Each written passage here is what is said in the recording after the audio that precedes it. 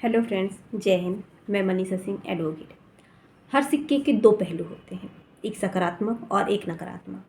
सकारात्मक पहलू को हम कानून व्यवस्था से जोड़ सकते हैं कि राज्य हमें ऐसी कानून व्यवस्था देता है जिससे हम नागरिक अपने मूल अधिकारों का संरक्षण कर सकते हैं। नकारात्मक पहलू की मैं बात करूं तो ये अपराध से संबंधित होता है, यानी राज्य की शांति भंग करने का एक ऐसा माध्यम जो कानूनों का उल्लंघन करता है। अब यदि मैं अपराधों की बात करूं तो अपराध दो प्रकार के होते हैं, एक संज्ञेय अपराध होता है और एक असंज्ञेय अपराध होता है। संज्ञेय अपराध ऐसे अपराध हुए जिनमें सज़ा का प्रावधान बहुत ज़्यादा है, जिसकी प्रोसीडिंग बहुत ज़्यादा है, मतलब कि किसी व्यक्ति को दोष सिद्ध करार करने के लिए हमें वो तमाम चीज़ों की ज़रूरत है जो उसे दोषी साबित कर सके। असंज्ञेय अपराध की मैं बात करूं तो असंज्ञेय अपराध ऐसे होते हैं जो छोटे मोटे अर्थदंडों से या संपत्ति की संपहरण से या फिर कोई बंध पत्र के द्वारा व्यक्ति को फ्री कर दिया जाता है ताकि वो अपने किए गए अपराधों को सुधार सके और एक सबक ले सके। अब यदि मैं संज्ञेय अपराध में होने वाले प्रोसीडिंग की बात करूं, वो चाहे थाना कचहरी हो, एफआईआर हो, इन्वेस्टिगेशन का पार्ट हो, पुलिस रिपोर्ट की बात हो, चार्जशीट की बात हो, कोर्ट कचहरी की बात हो, इन सब चीज़ों की बात करूं। अब यदि किसी व्यक्ति के साथ अपराध हो गया है, किसी व्यक्ति के साथ ऐसा कुछ हो गया है जो उसके नियम के खिलाफ है, राज्य के नियम के खिलाफ है या उसके मूल अधिकारों के खिलाफ है, और वो व्यक्ति उस अपराध के एवज में न्याय पाना चाहता है, तो सबसे पहले तो व्यक्ति थाना की ही सोचेगा कि हमें थाने में रिपोर्ट करनी चाहिए। अब थाने में रिपोर्ट करने का सबसे सीधा सरल तरीका है कि आपके साथ जो भी घटनाएं हुई हैं उसको एक कंप्लेंट के रूप में, एक शिकायत के रूप में आप एक पेपर में लिख लें, थाने में रिपोर्ट करनी चाहिए। अब थाने में रिपोर्ट करने का सबसे सीधा सरल तरीका है कि आपके साथ जो भी घटनाएं हुई हैं उसको एक कंप्लेंट के रूप में, एक शिकायत के रूप में आप एक पेपर में लिख लें। यदि किसी अपराध के संबंध में हम पुलिस स्टेशन जाते हैं तो अब वहाँ की प्रोसेस के बारे में देख लेते हैं। सबसे पहले प्रोसेस तो ये होती है कि जो कंप्लेनेंट है, मतलब कि जो आवेदक गण हैं, वो एक कंप्लेंट तैयार कर ले, मतलब कि शिकायत पत्र तैयार कर ले। इसकी सबसे ज़्यादा ज़रूरत होती है क्योंकि पुलिस जो है डायरेक्ट आपका एफआईआर दर्ज नहीं करेगी, पहले वो आपके आवेदन पत्र को देखेगी, इसके बाद वो इन्वेस्टिगेशन करेगी उस चीज़ का कि आपने जो भी हमें सूचना दी है वो सही है या नहीं है, इसके बाद ही वो आपका एफआईआर लिखेगी। तो सबसे पहली प्रोसेस ये होती है एक आवेदनकर्ता के लिए, एक आवेदक गण के लिए, कि वो एक कंप्लेंट तैयार करे। सबसे पहली प्रोसेस ये है एक आवेदन करने के लिए कि वो एक कंप्लेंट तैयार करे और पुलिस स्टेशन में जाके उसे दे और उसकी रिसीविंग तैयार करे। अब जब ये कंप्लेंट देते हैं, रिसीविंग लेते हैं, तो पुलिस के दो सवाल रहते हैं। पहला, अपराध कहाँ हुआ है, और दूसरा, आप कौन से क्षेत्र में रहते हैं। अब अपराध जहाँ हुआ है, आप चाहें तो वहाँ के भी पुलिस थाने में रिपोर्ट लिख सकते हैं, या चाहें तो जहाँ आप रहते हैं वहाँ पे भी रिपोर्ट लिखवा सकते हैं, या जहाँ अभियुक्त रहता है जिसने अपराध किया है वहाँ पे भी जाके आप आवेदन कर सकते हैं, कंप्लेन कर सकते हैं। ये चीज़ आपको नॉलेज में होनी चाहिए, पर बेसिक ये है कि जहाँ अपराध हुआ है वहाँ इन्वेस्टिगेशन करने में पुलिस वालों को सहूलियत हो, इसलिए उसी क्षेत्र में आप अपना कंप्लेन दर्ज कराएं। पुलिस को कम से कम 72 घंटे का समय दीजिए अपने शिकायत को दर्ज करने के बाद। जब आप 72 घंटे का समय पूरा हो जाता है, पुलिस इन्वेस्टिगेशन कर लेती है इस चीज़ का कि आपने कंप्लेन में जो कुछ भी लिखा है वो सही है, तो पुलिस आपकी एफआईआर लिख लेगी। आपकी एफआईआर जहाँ लिखी गई वहाँ आप ये समझ लीजिए कि आपका जो केस है वो कोर्ट के द्वारा अब निर्णय में चला गया है। जहाँ आपकी एफआईआर लिख दी गई है, आप तब समझ लीजिए कि अब आपका जो केस है वो कोर्ट में चला गया है। मतलब भारत में होने वाले जितने भी अपराध हैं, जितने भी केसेस चल रहे हैं, उसमें एक केस आपका भी दर्ज कर दिया गया है। ये हो गई आपकी एफआईआर की प्रोसेस, जो बेसिक आप लोग को मालूम होनी चाहिए कि एक कंप्लेन के द्वारा एक कंप्लेन की जाएगी, कंप्लेन के बाद आपको 72 घंटे का समय देना होगा पुलिस वालों को, देन फिर वो आपकी एफआईआर लिखेगी। ये तो हो गई सिंपल प्रोसेस। अब यदि हम थोड़ी सी परेशानी की बात करें तो सबसे बड़ी परेशानी ये होती है कि कभी कभी पुलिस आपकी कंप्लेन ही नहीं लिखती है, ना ही आपकी एफआईआर लिखती है, और उस टाइम पे हो जाता है आप सबका दिमाग ख़राब कि अरे पुलिस बहुत परेशान कर रही है, इससे अच्छा हम जाने देते हैं। तो मैं आपको एक ऑनलाइन व्यवस्था के बारे में बता रही हूँ जो आमतौर पे बहुत कम लोगों को मालूम है। और वो ऑनलाइन व्यवस्था है, यदि पुलिस हमारी कंप्लेन नहीं लिखती है, एफआईआर नहीं लिखती है, तो हमारे पास एक ऐसी सुविधा है जिसका ऑनलाइन के द्वारा हम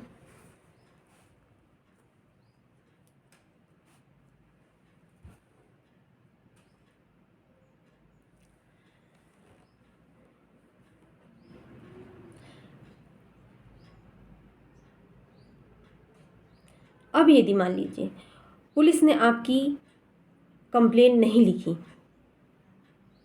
अब यदि मान लीजिए पुलिस ने आपकी कंप्लेन नहीं लिखी, आपकी एफआईआर नहीं लिखी, तो लोग सीधे कहते हैं कि यार अब सीधे वकील को पकड़ो या फिर अब यदि पुलिस ने आपकी एफआईआर नहीं लिखी,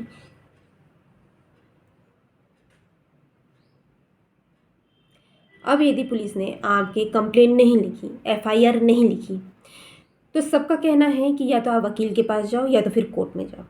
लेकिन इससे पहले भी एक प्रोसेस होती है जो ऑनलाइन के द्वारा होती है। अब यहाँ पे आप पुलिस कंप्लेन अथॉरिटी के पास जा सकते हैं जो ऑनलाइन एप्लीकेशन दर्ज करते हैं। इस एप्लीकेशन को आप मोबाइल में डायरेक्ट ही गूगल में जाके यदि आप पीसीए के नाम से ढूंढें कि पुलिस कंप्लेन अथॉरिटी के नाम से ढूंढें तो वो आपको पूरा ब्यौरा दे देती है, आप कौन हो, क्या कंप्लेन है और किस जुरिडिक्शन में आपका एरिया पड़ रहा है या आपका क्राइम किस जुरिडिक्शन में हुआ है। दूसरी चीज़, यदि पीसीए के माध्यम से भी यदि आपका अपराध पीसीए के माध्यम से भी यदि आपकी एफआईआर दर्ज नहीं की जा रही है, तो दूसरी चीज़ आती है ऑनलाइन व्यवस्था जो सेंट्रल बिजनेस कमीशन के नाम से जानी जाती है। अब पीसीए के द्वारा भी यदि आपकी कंप्लेन नहीं लिखी गई है तो दूसरी ऑनलाइन व्यवस्था दी गई है गवर्नमेंट के द्वारा सेंट्रल बिजनेस कमीशन की। ये भी एक ऑनलाइन प्रोसेस है, आप इसको गूगल के माध्यम से सर्च कर सकते हैं। इसमें भी आपकी पूरी डिटेल्स मांगी जाएगी कि आप कहाँ के हो, क्या हो और अपराध क्या है। क्योंकि सेंट्रल बिजनेस कमीशन का मकसद ही ये है कि अधिकारियों के खिलाफ जो भी कंप्लेन हो रही है वो उनकी जाँच करें। अब चलिए ये सारी प्रोसेस भी हो गई। जिनको नहीं मालूम वो डायरेक्ट चले जाते हैं वकील के पास, वकील को पूरी डिटेल्स देते हैं कि हमारे साथ ये हो गया है और पुलिस वाले हमारी कंप्लेन नहीं लिखे। जो आपने रिसीविंग ली थी वकील के साथ आप कोर्ट जाएंगे और कोर्ट के माध्यम से पुलिस को आदेश दिया जाएगा कि वो व्यक्ति की एफआईआर दर्ज कराए, मतलब आपकी एफआईआर दर्ज कराए। आपकी एफआईआर दर्ज हो गई कोर्ट के माध्यम से। अब कोर्ट जो है पुलिस को ये भी आदेश देगा कि 60 दिन के अंदर आपको क्राइम की समरी तैयार करके देनी है। समरी का मतलब ये है कि क्राइम कहाँ हुआ है, किन के द्वारा हुआ है, किन के बीच में हुआ है और उस क्राइम स्पॉट्स में क्या क्या एविडेंस पाए गए हैं, क्या क्या ऐसी चीज़ें पाई गई हैं जो क्राइम में यूज़ की गई हैं। ये सारी चीज़ों को मिला के एक समरी रिपोर्ट तैयार की जाती है। इस समरी रिपोर्ट के साथ ही आपके द्वारा किए गए अपराध में आईपीसी, सीआरपीसी और अन्य लोकल लॉ के सेक्शंस जोड़े जाते हैं, जिससे ये साबित होता है कि हाँ अपराध हुआ है और आप इस अपराध के और इस सेक्शन के द्वारा दंडित किए जा रहे हैं। इस अपराध के लिए इस सेक्शन के द्वारा दंडित किए जा रहे हैं। पुलिस को 60 दिन का जो दिन दिया गया था उसके अंदर पुलिस को कोर्ट को समरी बना के जमा करना रहेगा और इस समरी को अपन कहते हैं चार्जशीट। मतलब कि किसी व्यक्ति के ऊपर पुलिस ने इन्वेस्टिगेशन के दौरान क्या क्या चार्ज लगाए हैं वो चार्जशीट तैयार करके दे दी गई है। यहाँ पे जो चार्जशीट तैयार करता है वो इन्वेस्टिगेशन ऑफिसर के द्वारा तैयार किया जाता है। अब इन्वेस्टिगेशन ऑफिसर कौन होगा ये सीआरपीसी के द्वारा तय किया जाता है। कुछ अपराध ऐसे होते हैं जो 10 साल से ज़्यादा के होते हैं, उसके लिए कोर्ट जो है 90 दिन का समय देता है पुलिस वालों को इन्वेस्टिगेशन करने के लिए। तो आपको पेशेंस रखना पड़ेगा उस टाइम पे। साधारण अपराध हो रहे हैं तो उसके लिए 60 दिन का समय देगी कोर्ट, और यदि 10 साल से ज़्यादा के अपराध हैं तो 90 दिन का समय देती है कोर्ट।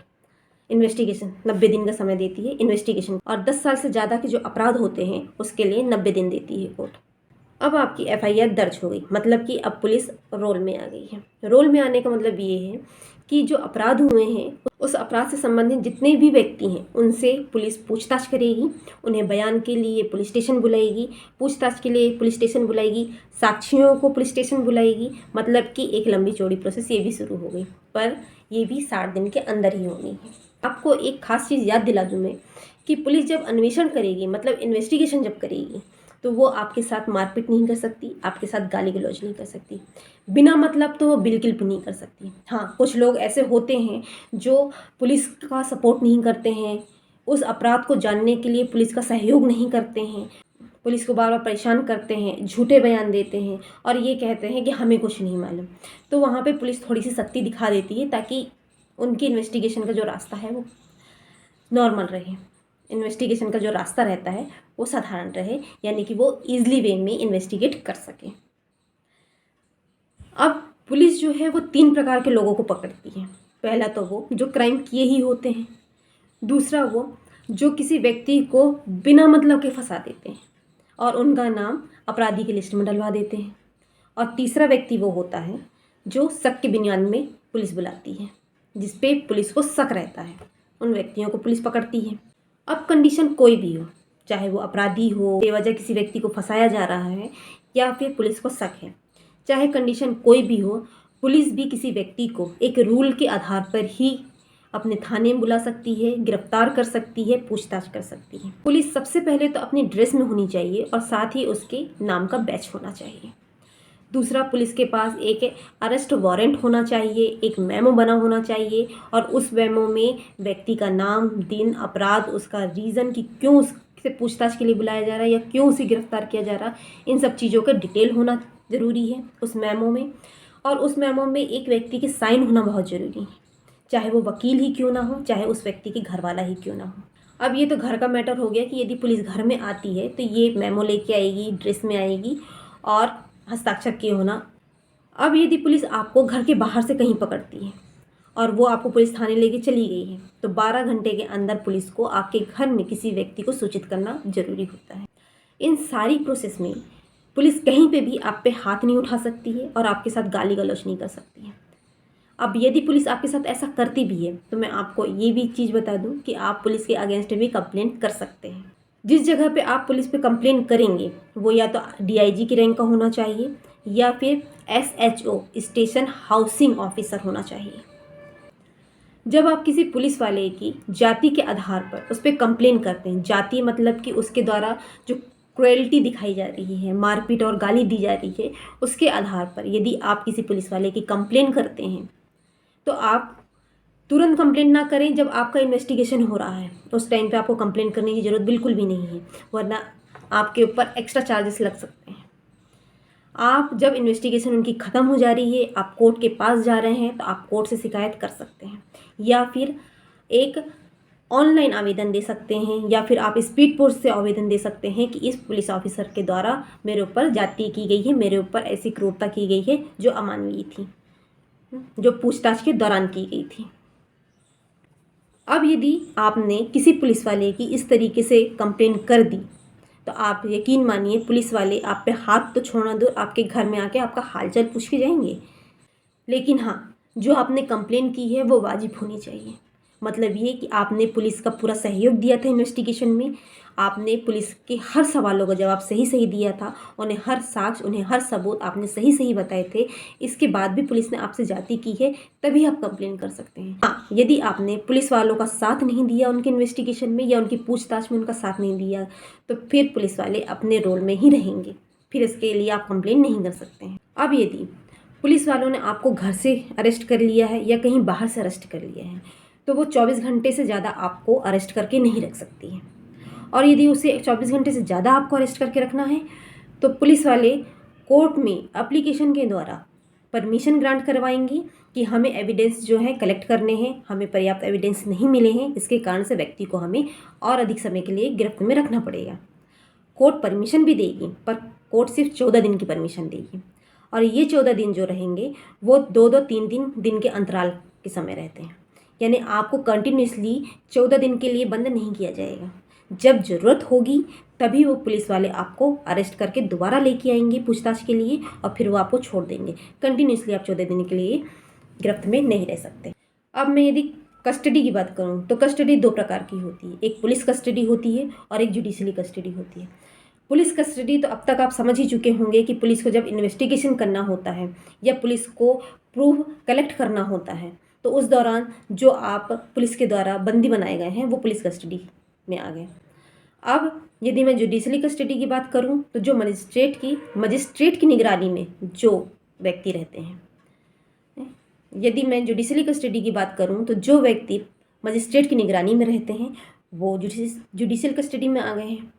अब ये जो कस्टडी होती है ये कोर्ट में ही या तो व्यवस्था की गई होती है या कोई ऐसी व्यवस्था की गई होती है जहाँ पे ऐसे लोगों को जो विचारण के लिए रखे गए हैं या जिनमें अभी दोष सिद्ध नहीं हुआ है, ऐसे लोगों को रखा जाता है, जिसे अपन जेल भी कह सकते हैं। जुडिशियल कस्टडी में भी आपको 14 दिन से ज़्यादा नहीं रखा जा सकता है, और 14 दिन से यदि ज़्यादा रखना होगा तो कोर्ट को भी परमिशन लेनी पड़ती है, अप्रूवल लेना पड़ता है कि 14 दिन से ज़्यादा आपको वहाँ पे रखा जाए। 14 दिन तक के लिए इसलिए रखा जाता है कि कहीं आपको बेल तो नहीं मिल रही है, कहीं आप दोषित तो नहीं हो रहे हैं, कहीं आपका केस तो क्लोज नहीं हो रहा है। यदि ये तीनों कंडीशनें नहीं बनती हैं उस आधार पे आपके 14 दिन और बढ़ाए जा सकते हैं एज अ अप्रूवल या आवेदन करने के बाद। अब मान लीजिए कि पुलिस ने जो चार्जशीट दी थी वो कोर्ट के द्वारा एक्सेप्ट कर ली गई है, लेकिन यहाँ पे भी एक पॉइंट ये देखने वाली बात रहती है कि जब चार्जशीट दी जाती है तो कोर्ट के द्वारा ये चेक किया जाता है कि व्यक्ति ने जो अपराध किया है वो अपराध के आधार पर ही सेक्शंस दर्ज करवाए गए हैं, उसे चार्ज दिया गया है कि हाँ तुमने यही अपराध किया है। ये पहले कोर्ट चेक करती है। यदि कोर्ट को ऐसा लगता है कि व्यक्ति ने ये अपराध नहीं किया है तो वो चार्जशीट में उन सेक्शनों को हटा देती है और व्यक्ति को उन्हीं चार्ज में रखती है जिस आधार पे अपराध हुए हैं, जो अपराध किए गए। और जब कोर्ट उन चार्ज को हटा देगी तो जो भी चार्ज में बचा हुआ चार्जशीट में जो भी अपराध जो भी सेक्शंस बने हुए हैं वो फाइनल चार्जशीट मानी जाएगी और उस आधार पे आपके ट्रायल शुरू हो जाएंगे। जब ट्रायल शुरू होता है तो दोनों पार्टियों को बुलाया जाता है, उनके साक्ष्यों को, गवाहों को बुलाया जाता है और इसके बाद प्रोसीडिंग आगे बढ़ती है। अब फाइनल चार्जशीट के आधार पर कोर्ट जो है ट्रायल की डेट दे देती है। अब इस ट्रायल में जो एक्यूज्ड पार्टी है, जो कंप्लेनेंट पार्टी है, उन लोगों को सबको बुलाया जाता है, उनके गवाहों को बुलाया जाता है, उनके बयान लिए जाते हैं और फिर इसके बाद मुकदमा शुरू हो जाता है। अब मान लीजिए किसी एक्यूज्ड को प्ली बार्गेनिंग करनी है। प्ली बार्गेनिंग का मतलब कि व्यक्ति अपने अपराधों को एक्सेप्ट करने के लिए तैयार है, सामने वाले व्यक्ति से समझौता करने के लिए तैयार है, सामने वाले व्यक्ति के सामने माफ़ी मांगने के लिए तैयार है। तो वो व्यक्ति जो अपना अपराध कबूल करना चाहता है वो कोर्ट में एक एप्लीकेशन देके प्ली बार्गेनिंग की आवेदन कर सकता है। प्ली बार्गेनिंग एक ऐसी प्रोसेस है जहां अभियुक्त अपने अपराधों को स्वीकार करता है और उस स्वीकृति को वो कोर्ट के सामने हाजिर करता है। कोर्ट को यदि ऐसा लगता है कि हाँ व्यक्ति जेन्युइन है, व्यक्ति चाहता है कि जिस व्यक्ति के विरुद्ध उसने अपराध किया है उससे वो क्षमा याचना कर सकता है, तो कोर्ट इसकी परमिशन दे देती है। इस बेस पे ये भी कभी कभी होता है कि व्यक्ति को जो सज़ा मिलने वाली रहती है वो कम हो जाती है, क्योंकि अभियुक्त और आवेदक दोनों के बीच में कहीं ना कहीं समझौते की स्थिति बन जाती है। ये एक प्रोसेस है और ये जो प्रोसेस है ये कोर्ट के ऊपर डिपेंड करता है। अब इस आधार पे यदि हम देखें कि व्यक्ति पे आरोप साबित हो चुका है और साबित होने के बाद उसके ट्रायल चलना शुरू हो जाते हैं और ट्रायल के बाद वो जो सुनवाई है वो सुनवाई होते होते सारे साक्ष्य इकट्ठे होते होते फिर एक ऐसा समय आता है जब जजमेंट पास किया जाता है। तो फ्रेंड्स ये रही FIR से लेकर जजमेंट तक की वीडियो जो मैंने आपको साधारण शब्दों में समझाया है।